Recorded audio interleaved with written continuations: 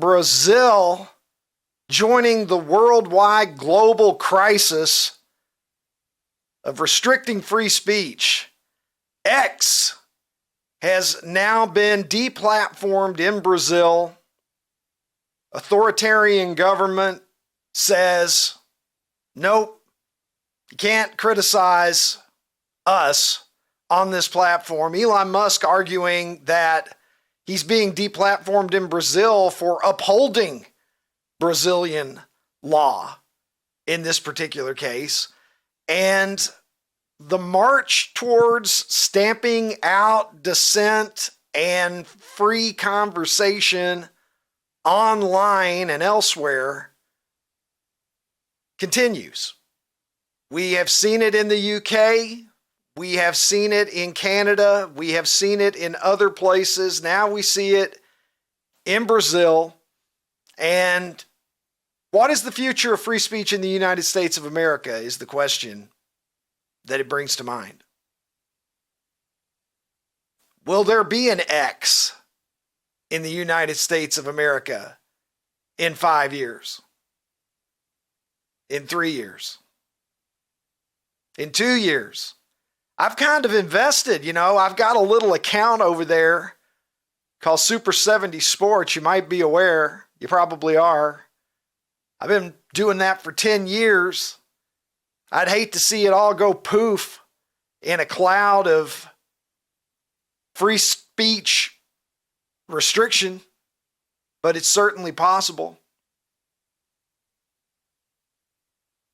I don't know at what point believing in the First Amendment. There's Elon Musk. He's being called a free speech absolutist weirdo. Believing absolutely in free speech used to be a classically American thing to believe. This shouldn't be partisan in any way. This is pro-democracy. Democracy dies when we kill the marketplace of free ideas. Authoritarianism thrives when the people who are in power, whether that's in the United States or whether that's any other country in the world, possess the ability to shut down opinions that they don't want to hear. And the First Amendment, as many of you no doubt already know, is put in place not just to protect the things that are not controversial. Shit, you don't even really need it for that, do you? But it is the things that are unpopular.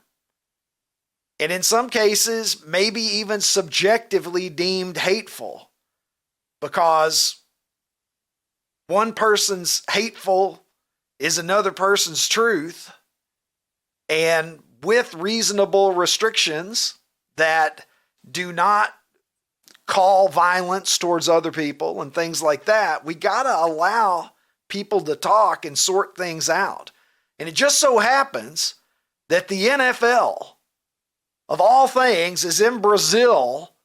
The Packers and the Eagles are going to play week 1 in fucking Brazil, right as all this is going on. And some of the players aren't too happy about it. Darius Slay of the Philadelphia Eagles says he wishes that he wasn't there. Players have been instructed to keep their cell phones in their pockets when they're outside.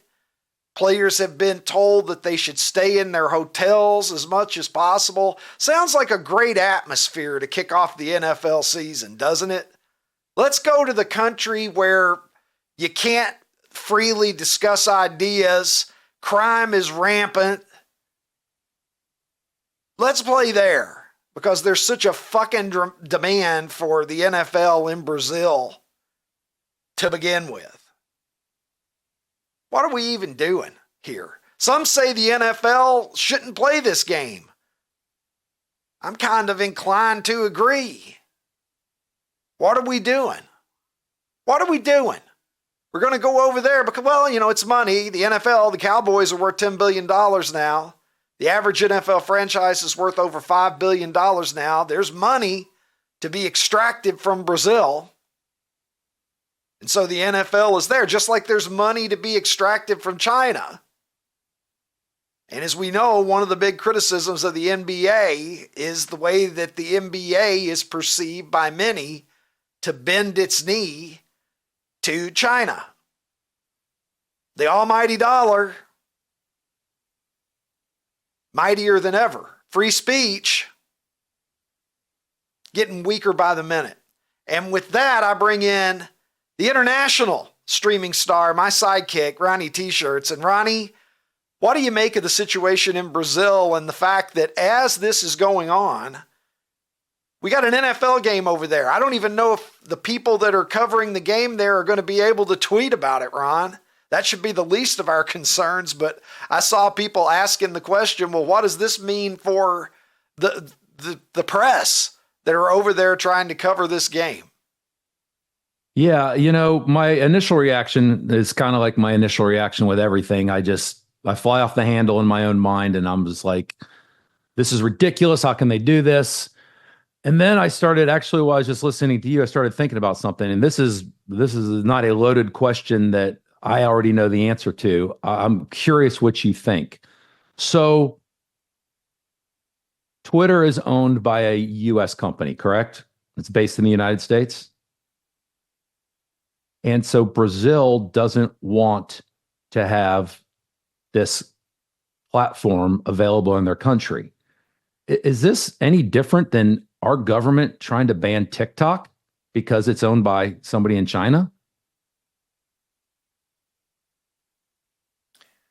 Well, the idea of banning TikTok, I guess, is that somehow the Chinese government is using TikTok to gather intelligence and that's just what they're saying. That's what the government's saying. Right. That's what the government is saying. Yes. In this case, Elon Musk is being banned because the X platform is not taking down opinions and comments that are considered to be offensive and out of line to the people who are in power in Brazil. Right, but a lot of people believe that the real reason, not the bullshit reason the government gives us, the real reason they don't want TikTok is because they don't like the fact that basically, what do they call them? Citizen journalists can expose absolutely anything now on TikTok, and it makes the government and the people that run the government makes them look bad. So, excuse me, I see a huge similarity here. Now, believe me, I think both of them are wrong. So I'm not siding with Brazil here, but it just sounds a whole lot like what the US is trying to do to TikTok. Well, China has a different version of TikTok anyway, right? I haven't been to China. China exerts governmental control in a much more restrictive way over the content that is on TikTok. I mean, this is the United States of America. This is supposed to be a fucking place where we can discuss ideas and individually use our brains to come to a conclusion of what is right, what is wrong, what's a good idea, what's a bad idea. But the government, some people in the government, think that you're too fucking stupid to do that, or that you're too dangerous because you might come to conclusions that are not the conclusions that they want you to come to, and therefore they lose power. So this is a global issue, man. It is about the powerful and those who don't have power, and how the powerful want to exert a chokehold on the ability of people to communicate with each other online, because they understand we live in a world now where like the access to information is much more dangerous to those that are in power, I would argue, maybe than it's ever been before, Ron. And I think the people who are in power, right, like all across the world, are coming to the conclusion that, oh shit, this can be a real problem when the common person can talk to the common person, and that the mainstream media is no longer the only means through which people get their information. As we know, in authoritarian countries, the government controls the media. And historically, that has meant they control virtually all of the information that the population gets. But with social media, suddenly you get the truth filtering out and not just the propaganda bullshit. And I think that there is a scurrying that's going on in various places around the world. And the trend that we're seeing are these governments trying to get a handle on social media to prevent anything that goes against whatever the chosen narrative is. And we're seeing it in the United States. A lot of the comments that are being made, right? Tim Walz said there's no guarantee to free speech when it comes to misinformation, disinformation, and hate speech. Well, he's partially right. I mean, you can't commit libel. You can't commit slander. There aren't guarantees in the First Amendment that give you the right to do those things. You can't, as the old cliche goes, and I'm tired of saying it, but you can't yell fire in a crowded theater, right? That's not a thing that is allowed. Let's take a look at this Darius Slay thing. I want to go back to the NFL a little bit. Darius Slay of the Philadelphia Eagles, with some comments that he's made about this NFL game that's taken place in, let's just say, less than an ideal environment for the players and, you know, for the fucking NFL, really. Let's take a look at this. Trip. Week 1, I'm looking forward to it. I can't wait. But, man, I do not want to go to Brazil. And you want to know why? I'm here to tell you why. They already told us not to leave the hotel. They told us we can't do too much going on because the crime rate is crazy. You know what I'm saying? I'm like, NFL, why y'all want to send us somewhere with the crime rate this high? And like, we out the country. So, you know, the first thing people think is like something terrible can possibly happen. I told my family, do not come down there because, like, I'm not going to be nowhere to be found. Whatever happened to just playing in Green Bay or Philadelphia, Ron? They still can. Whatever happened to that? Whatever happened to that? Who's this a fucking home game for? Who's was actually thinking about that. In Brazil? Yeah, somebody's losing revenue, right? Well, you know, they better hold on to their cell phones in their pockets or they're going to lose that. And, you know, in a country where people are being told if they use a VPN, and I'm not Johnny Technology, Ron, but as I understand it, a VPN gets you around restrictions on using the internet by geographic location. And it's like $9,000 a day that they're threatening over there to fine anyone in Brazil who uses a VPN in order to get on X. It's unbelievable. Like, X is like what the fuck is so dangerous about X? Are people really that scared? You really got to ask yourself, what is happening on X? There might be things on X that you don't agree with. You know what I would say to that? There fucking should be. There should be shit that you disagree with on every major platform that you go on, because that means that that platform is not censoring content. If you go on a platform and everything on there is stuff that you agree with, that ought to chill you to the fucking bone if you have common sense. Because even though you agree with, there's a lot of people, they're only concerned about free speech if what they believe is infringed upon. Well, it's what you believe in tomorrow, believe me. Because they don't fucking care. The people that want to censor free speech, they don't care what you believe or what you don't believe. They come for somebody else's free speech today. They come for yours tomorrow. I can't believe that X has to be taken down just because there's some stuff on it that some people disagree with. We should all be outraged. Every single one of us should be a Brazilian today. But again, we live in a society where people are distracted by dog videos and whatever other bullshit, their fantasy football team, all the same shit that I like too. But it's like the fucking opium of the people, if I can borrow a phrase from a commie, Karl Marx. All of this shit that we fart around with every day that doesn't really mean anything, takes our eye off the ball, and I would argue makes the population easier to manipulate today than probably ever before. Because we got shit to do. We got fantasy football to play. We got dog videos to watch. And we're watching freedom of speech start to burn around the country. And by the time that it gets here, I don't know if anybody is going to be awake or not. One place, Ron, that I like to see free speech exercised is over at Super 70 Sports on Twitter, where I like to ask fun questions. Ron, this is what we do on this show. We just switch gears. I'm outraged about the restrictions on free speech. But how about we look at America's poll? Ron, get into this.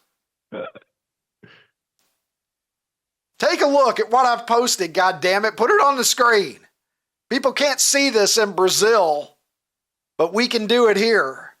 I asked the question, America's poll. I'm still calling it Why Not over on Twitter, but the choices today are milkshakes, the White Album, of course, the Beatles' great White Album, touch football, and Gene Hackman. Ron, I have hopes for this one that we can get a little closer to the pin on the quadruple 25. Producer Tim firing up to make his choice.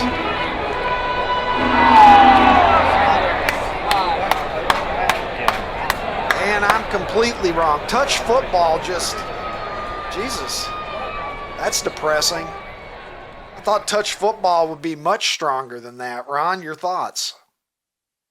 Well, if I'm going to be honest here, the construction of your poll, you've got, I know you're a big White Album fan. I know you're a big Gene Hackman fan. And I would assume that a majority of your followers are also. Then you throw in milkshakes, which are just delicious. And that's going to be the default for everybody like me who doesn't necessarily love the Beatles or the White Album and isn't a big necessarily movie Gene Hackman fan, which I am a fan of his. But the touch football, it was too far down from the other three. I picked milkshakes because milkshakes are just delicious. Well, the White Album in a pretty distant third place is touch. What is it? I mean, is it flag football now? If I put flag football, would that have done better? No, your audience is too antiquated? your audience is too old. There's none of us would play touch football or flag football now, but we could still consume milkshakes, White Album, and Gene Hackman. I can't believe Gene Hackman's 3 times as good as touch football. I mean, I like Gene Hackman. I'm just Hoosiers, man. I mean, by Hoosiers alone. I mean, he is Coach Norman Dale. The Poseidon Adventure, Little Bill in Unforgiven. Gene Hackman, he was a great good guy and a great bad guy. Not every actor can do both of those things equally well. What's your favorite flavor of milkshake? And it doesn't have to be like chocolate or strawberry. It could be a boutique flavor too if you wanted. Mine's peanut butter. Love a peanut butter milkshake. I don't have that many milkshakes. I mean, probably strawberry. Can I get caramel involved in some capacity? Like. It's your milkshake. That would be nice if I could do that. The White Album kind of getting screwed here too, honestly. But milkshakes, I think food does a little too well in this. I'm going to have to reconsider putting food in here. We'll talk a little bit later about bacon. Do you recall last week I said that your followers are a bunch of fat asses, including myself. So that probably speaks to why food always does well. Well, food always polls well with me also, sir. Ron, did you see Cheryl Swoops is back in the news again? And pretty much like every time you've seen Cheryl Swoops trending for the last 6 months or so, it's never for a good reason. And it probably involves Caitlin Clark. Cheryl Swoops, as some of you no doubt remember, back in February, had some kind of ignorant comments that she made about Caitlin Clark, saying that Caitlin Clark, it was only the NCAA's leading scorer because she had played 5 years. Fact check. Not true. She only played 4 years. She exaggerated how many shots Caitlin Clark was taking and pretty much was just minimizing the accomplishment. And that didn't go over very well with Caitlin Clark Nation because everybody loves Caitlin Clark except for those that don't. And she continues to be sort of this polarizing figure in our athletic world. And so Sheryl Swoopes, to defend herself from more criticism about recent comments that she had made where she was talking up Caitlin Clark's teammates and not necessarily being as kind to Caitlin Clark as some people felt would have been kind of the common sense perspective for her to take, she shared some DMs that I suppose are with Caitlin Clark.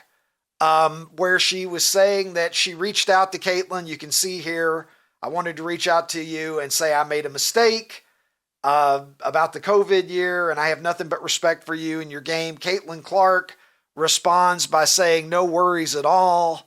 Basically says to her, I really appreciate you reaching out. No hard feelings. I appreciate everything that you've done for women's basketball and inspiring girls like me. Blah, blah. Let's have a hug. Love fest. And all of that. However, these were private messages that Sheryl Swoopes elected to share with, I guess, just some random Caitlin Clark fans on X, Ron. And now the criticism that Sheryl Swoopes is getting is you shouldn't be sharing your private messages on a public platform. Can you imagine if I shared our private messages on a private platform? Oh, I love the fact that you're not even responding. You hit the nail. I mean, isn't that true for 97% of all of us? Absolutely. You know, private's Absolutely. Private and public's public, and context is everything, right? Yep. But you hit the nail on the head. I never think about Sheryl Swoopes ever. I never think about her. And the only time I ever hear her name is if Caitlin Clark's name follows it. So I just feel like she's so irrelevant that she needs to. I don't want to defend Sheryl Swoopes, but I'm going to play. I like playing devil's advocate. It's the old college professor in me. Go for it. What you just said, is that not part of the reason that Sheryl Swoopes is probably salty? Because she truly is a legendary player in the women's game. I think she was the first draft pick in the history of the WNBA. Somebody, producer Tim, keep me honest. But Ricky. She is like a top player in the history of the women's game. And you basically just said, she's irrelevant. Maybe that is part of the reason that I'm not defending her statements about Caitlin Clark, which I think have been petty and stupid, but maybe that's part of the reason that her feels are hurt a little bit. Dude, the WNBA was irrelevant to you until Caitlin Clark. So, I mean, I could give you any sport. We could go, I don't know, curling, and I'd say the greatest curler in U.S. history is irrelevant. And you'd say, well, he's salty because you said he was the best one, but now there's a new guy. It's like, no, the WNBA was irrelevant to most of us until Caitlin Clark. So look, I mean, she's a three-time gold medalist. She's a 3-time MVP. Don't care. If a tree falls in the woods and nobody's there to hear it, doesn't make a noise. Like, I'm sorry. She wasn't. She's just, the WNBA wasn't relevant to me, and it wasn't relevant to you until Caitlin Clark. So that makes Sheryl Swoopes irrelevant to me. Sorry.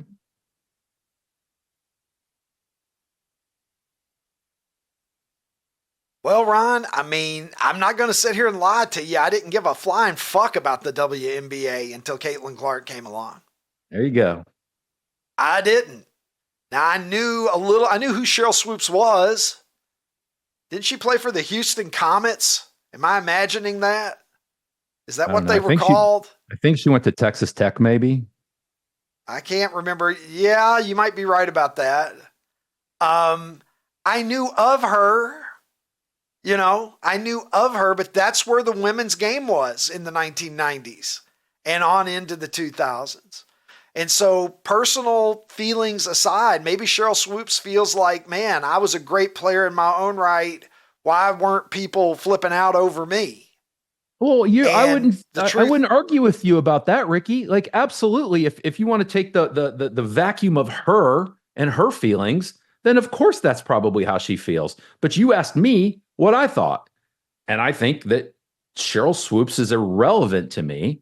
I never hear her name unless it's followed by Caitlin Clark, because I'm not doing any deep dives on the history of the WNBA. Because you know what you and I never talk about on the podcast or now? We don't talk about the mid-90s WNBA and bring up good memories and talk about who was, like we do with, Big East college basketball. So sorry, listen, irrelevant. Don't get me started on early 2000s WNBA, because I'll talk your fucking ear off, Ron. You know that. What am I tweeting? Some people say that I tweet sometimes.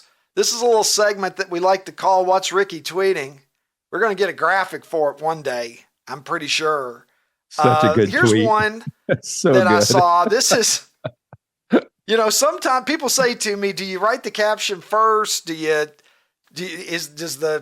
think of something and you look for a picture? Normally I'm reacting to what I see. And this was the thought that I had. It just says, Jesus, 6 o'clock parking lot. You know how churches like to post these cute, sometimes they're clever, sometimes they're plays on words, whatever. It's sort of like a thing where churches put these things out. This one just says, Jesus, 6 o'clock parking lot. Let's fucking do this.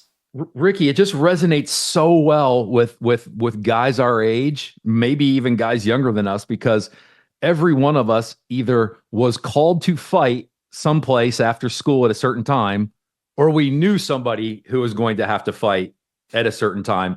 And so it's so exciting. Unless you were the one, it's such a simple tweet with such a simple caption, and yet it just floods you with memories of high school. Remember, the word would start going around. It'd be like, Ron's going to fight 3 o'clock. Behind Kroger. You'd hear where it was. Yeah, behind Kroger, 3 o'clock. Ron and Ryan are going to fight. And then all throughout the day, right, it's going. Your friends are trying to pump the guy up. You can do this. You got this. The posses would form around each guy. Everybody would show up. It was amazing. It was an amazing experience. It was like a prison movie. Yeah, it was like a prison movie. Back in the days when you never worried that somebody was going to get shot or stabbed or anything like that either. It was just, you knew it was going to be fisticuffs and everybody'd probably be over it 15 minutes later. Tom Landry, the great coach of the Dallas Cowboys. Here's one I said, Tom Landry used to blow out the candles on his birthday cake each year just by looking at them. Look at that stare, Ronnie T-shirts. Pretty intense. I miss coaches dressing like men of stature. Can we get NFL coaches back in suits? Is that too much to ask? That's a lot to ask. Could you imagine Kyle Shanahan? I remember when Mike Nolan wanted to do it. Well, it's merch, right? It's money that killed this because they wanted the players to wear the merch so that they could make the money. And that's why they're in Brazil. Hey, OutKick fans on YouTube, if you enjoyed this episode, hit the subscribe button and make your way over to OutKick.com where you can watch the full episode.